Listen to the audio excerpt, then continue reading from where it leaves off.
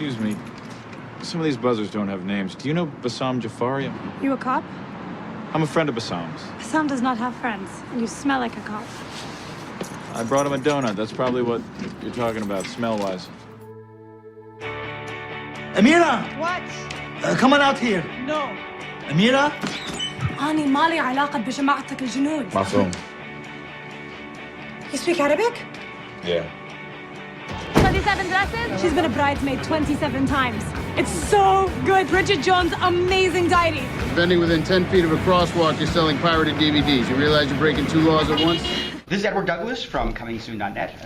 I'm here in beautiful Sheraton Hotel to talk about a movie called Amira and Sam.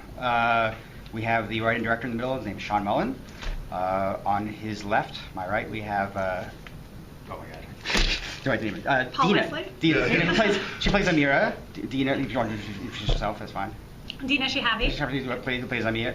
And on her My right. Yeah, my left. We have Paul Wesley, who doesn't play Sam. No, he plays. I don't even know why I'm here. He plays the Ann. He plays the Ann. He plays Sam's cousin, who has an important part of the movie. Two lines.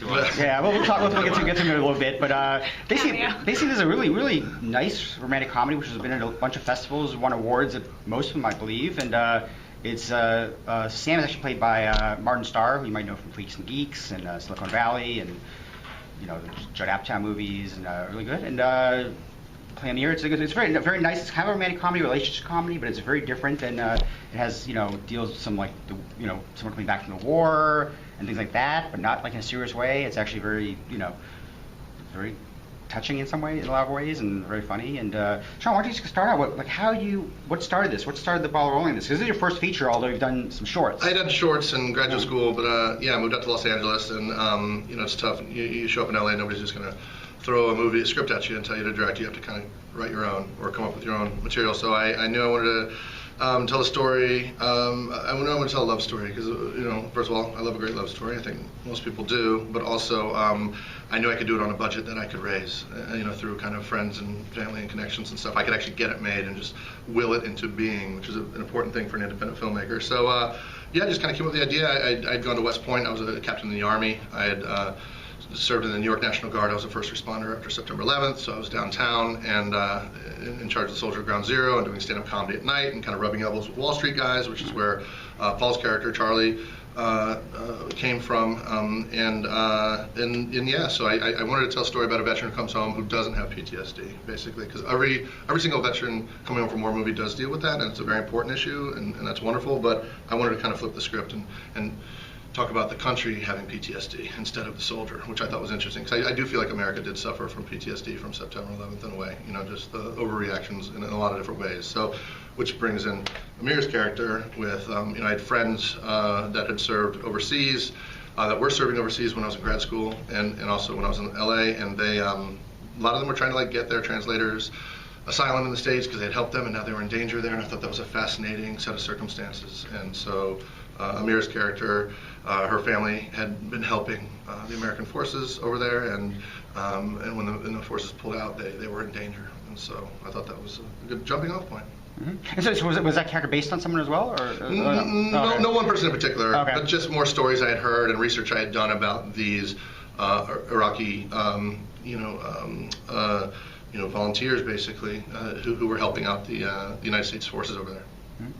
Yeah, Dina, how do you get involved with this? I mean, one thing about romantic comedies is that only the good ones are funny and they're romantic. Very few of them get both those right, but you are very funny in this movie. It was very sassy. She's not like. I thought you were saying you're very funny looking. No.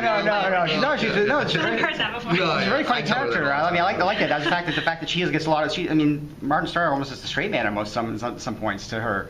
In some ways. So you're saying I'm funnier than Martin? Absolutely. I'm saying because he's not here. Because he's not here, I'm saying you're funnier than Martin Starr. That's okay. Yeah, absolutely. But why tell me how you met Sean and how you got involved with it? What was kind of? I auditioned. I was in my second year of grad school at NYU, and yeah, I auditioned. And she was fantastic.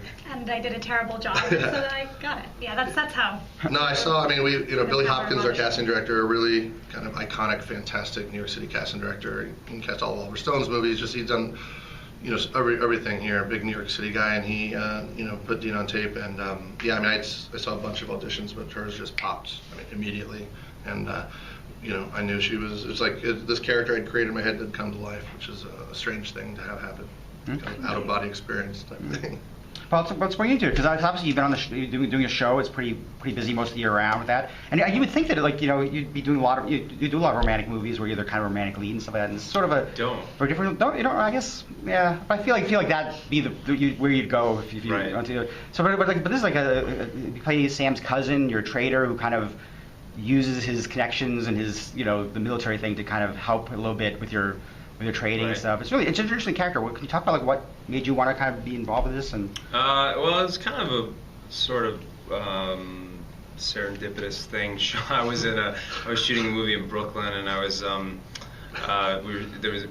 really low budget movie, and we had to share our production office with another movie, and as I was there just prepping things because I was producing it as well. I saw Sean stressed out. Sean was in the corner. He was He was trying to put Amira and Sam together. I didn't know who it was. And so we were sharing the production office, and then Sean saw me walk by. I guess I didn't even. I noticed you, but I didn't know who you were. I was like, "Who's this jerk?"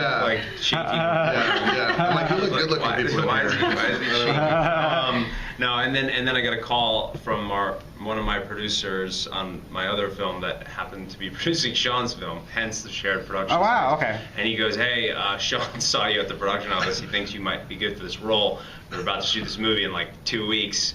Take a look at it." I read the script. I was like, "Wow, this is great." I looked. The character was, fantastic for me because he's a married Wall Street guy. He's a kind of his morals are sort of in question.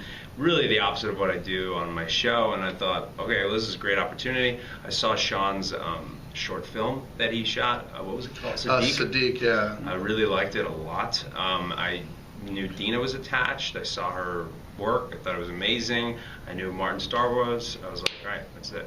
That's great. Wow. That's it. It's really wonderful. And I mean, and just to speak to everything that Paul did for the film, I mean, he was shooting all week in Atlanta, so he would fly up on Friday, shoot all day Saturday, Sunday, and then go back and shoot all week. So I was just blown away by that level of commitment. It was someone who we had just met briefly, and just kind of hit it off. And saw you in the corner. I felt so good. That's pity will do an awful lot for an independent filmmaker. Guy. Yeah, exactly. No, it's not every day that you can shoot a cool movie and they can work around your schedule. And it's only an hour and a half flight. It was a little intense, but it was for a short amount of time, so it was worth it, and it's clearly worth it because I think it's a wonderful film, so I'm really proud to be a part of it.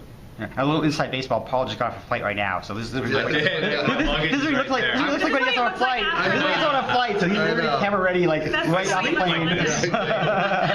My hair is a helmet. I put it on in the morning, and that's it. So Sean, obviously the shot in New York. You actually, the location Canal Street's 3 blocks from where I live. You have a New York connection. Sure. Can you talk about you went to Hollywood to make it, and you come back and make a movie in New York. So can you talk about the experience of coming back and actually making a movie here? Well, yeah, I've made all 3 of my shorts here. No, I shouldn't say that. I made 2 of my shorts here, and then went to grad school here. I went again. West Point was up the river here, and it still is there. It's been there for a long time. So I would come down to the city when I was in college, and I have a love. My father was born in Brooklyn and grew up in Long Island, so I have a real connection to the city. And this film couldn't have been shot anywhere else. I mean, New York City is a major character in the film, really, and I just knew all the locations, and I really tried to set it. I thematically tried to use the city to mirror the characters. Where you've got Charlie's character, or you got Charlie who's in Manhattan. That's kind of the establishment, what he stands for. Then you've got the outer boroughs, outsiders. You got Sam and Amira, and Sam's out in Staten Island with kind of the forgotten borough in a way, and kind of he's a veteran, people kind of forgotten. And then you've got the more kind of eclectic, diverse borough of Brooklyn, Bay Ridge in particular, where Amir's character was from. And there's a bridge that connects those two called the Verrazano Bridge. And so I used that connection through the film to kind of connect their 2 characters. It connects Staten Island and Brooklyn. It lands right in Bay Ridge, in her neighborhood, actually, which is a biggest Middle Eastern neighborhood in Brooklyn. So, a lot of thought went into it. And I just love New York. I mean, there's no place you can walk out in the street. Those scenes on Canal Street were just amazing. We were just hanging out, and Dina was just rocking. It was great. Yeah, can you talk about that? I mean, can you talk about shooting those scenes down there? Because I mean, was that a lot of some of that improvised? Were you kind of like just giving some movies and kind of just sell it to whoever? So this is like my first kind of thing I've ever done, and so that was one of the first things we shot. And they basically were like, all right, so you're just going to stand here, and we're going to go across the street, and Long lens, we're just going to go. shoot you. And that's the kind of information they gave me. And I look across the street, I'm standing by myself in like a city that I live in. Like I can run into many people. She's like, I went to, I know. She's like, I go to school Selling with pirated class. DVDs, you know. And they're across the street, and they're all like hiding. And I was so confused. Yeah. Were you guys shooting illegally? Did you? No, we had a permit. We were permitted. We were permitted. We had a permit, and actually some of the people that went by were plants. So like in the movie, like our prop guy Roland, he made the final cut of the movies. So like prop guy went by. Mike Connor's sister was in there with some of her college friends. The landlord the apartment that we were living in Brooklyn, he came out. He wanted to be in the movie, so he's in the movie. So there were definitely some plants, but then there were some people who were just regular people too. It was fun. And we had to sign up, hey, we're filming. You know, you're on camera. So Yeah. we're all And was it improvised? Did you just have like a movie and you said, okay? Well, I watched all those movies. Okay, yeah. Well, I had scripted it out, but as with everything, Yeah. the way I work is like, the script is the most important thing in the world until it's not, and so I really rely on the script just to get up. But once you get into production, it's whatever the actors are feeling. If you want to change a beat, if you want to me, the beats are more important than the words. You guys probably explained that Amira, she sells like pirate bootleg DVDs on Canal Street. And that's probably some of the funnier scenes when she's trying to pitch these movies to people and why they should watch them. And well, there's just so many horrible movies, and I just want, especially, some of them, like Yes Man. The idea that there's a movie called Yes Man and he just can only say yes, and like that's the hook. Like I guarantee you they sold it by like Jim Carrey going, it's like, I just say yes, sold. You know what I'm saying? It's just like so high concept. Which, by the way, also has a Judd Apatow connection, by the way, because he co-wrote that movie. Yeah, great. Well, it's but it's just like, I don't know, I wanted to make the opposite romantic comedy. I want to make something grounded and layered, and so that's why I picked a couple of those movies. I thought They were perfect. Yeah. Let's talk about Martin Starr because he's not here, so we can talk about it. Oh yeah. So why don't we start with you? So what's it like doing work? Because you seem to have very different styles of humor. I mean, he's very low key and he doesn't, even though he does stand up, he is very dry. Yeah. And you're definitely more lively. And so what was it like kind of working with him? It was really fun. I mean, he's the best. I loved working with him, and I don't know, he wouldn't stop joking. Oh no, and Martin would he'll do everything the opposite of what I would ask him to do, like on purpose, just to push me. So I'd say, hey Martin, 2 steps left, he would go right. So then I would purposely tell him to go right, so he'd go left. I'd say, actually, like, whoa, I'm like, no. It's like I would have to flip it. So he's just that kind of guy. He's always kind of testing you, and he's, when you first meet him too, it's like any relationship, and I feel like it's, he took a leap of faith in me. I feel like it was my first feature, and so he liked my shorts, but that's just keeping people's attention for 10 minutes. Being able to keep someone's an audience's attention for 90 minutes is a much more difficult thing. So he took a leap of faith in me, and so the first few days we kind of felt each other out, but by the by the end we really bonded and really it was a great collaborative experience. Mm-hmm.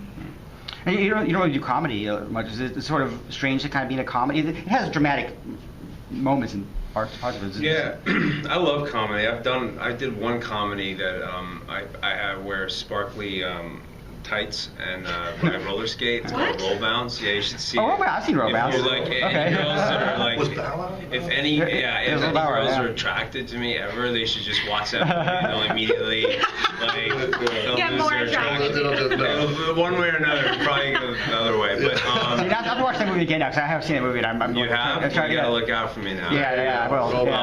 So I've done comedies. Like I did 8 Simple Rules. I did like a couple episodes. But like, yeah, I love comedy so much, and on my TV show, I'm like always playing the straight guy, and so it's like, I was excited to have some moments of improv comedy with Martin. We had some good, like, my character's not exactly comedic in this movie, but there was some kind of indirect humor because of the situations. So it was nice to work with comedic.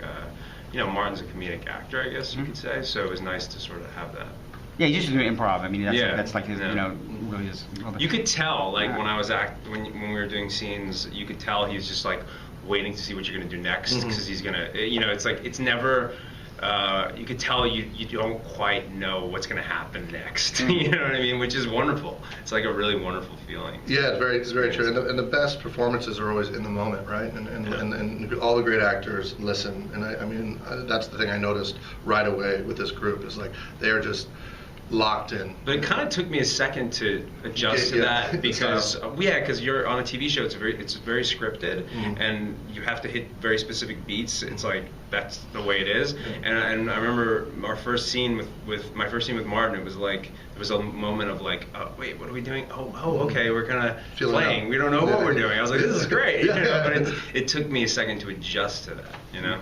Yeah, Sean, as someone who's like probably spent a lot of time writing this movie and knowing exactly what you want to say and do with it, how is it going to go on set and just kind of know that you're going to have actors who kind of are going to... I love it. I mean, listen, everybody's smarter than you, you know, and that's my, I surround yourself with people who are more talented than you and let them go, you know. I would rein them in if it got too off course, I'd rein them in a little bit, but more often than not, they're going to find better stuff than you. So I come from improv, too. I did improv at the Upright Citizens Brigade for like 3 years, studied there, and I did a lot of stand-up comedy and improv theater, so I'm of that background, too. And I made multiple drafts. I had 30 drafts of the script before production. I kept rewriting it. I mean, there's a scene outside a strip club I was writing on the way to set, like I had to rewrite it because Ross Marquand, who's a fantastic actor, who's in the film as well, he had this, idea, to put in there, and we did it. So I took ideas. I mean, anytime anybody came to me with an idea, I found a way to get it in there. Unless it was a crappy idea. Unless it was a bad idea, then we said, okay, well, it was crappy, but I was like, well, let's talk about that. Let's see, how can we make this work? Yeah, but for the most part, I'm very open. Okay. Yeah, as much as you can. Well, it's great. We got to wrap up. It's a great first feature, and I'm really, I hope people go check it out because it's, there's a reason it's won those awards at the festivals. People see it and they love it, and I think, I had the same reaction. So. Well, thank you. So best of luck with that, and with what you guys do next. Thank you so much. Thank you I so really much. appreciate it. I've seen all of those romantic movies, but none of them compare to the way I feel about you. Not even Sweet Home Alabama.